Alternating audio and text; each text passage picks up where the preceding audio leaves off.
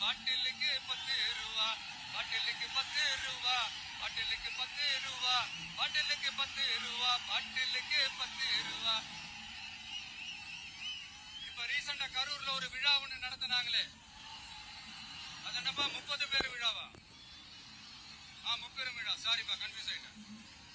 அந்த விழாவில மாண்புமிகு சிஎம் அவர்கள் இந்த மாஜி மந்திரியை பத்தி உச்சி மேல தூக்கி வச்சு மெச்சினதெல்லாம் நம்ம காதால கேட்டோம் இல்லையா?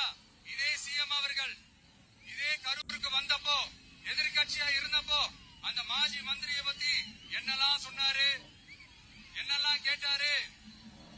ஐயா ஃபேக்ட் செக் நண்பர்களே, இதெல்லாம் நீங்க பெருசா ரிசர்ச் பண்ணணும்னு அவசியமே இல்ல.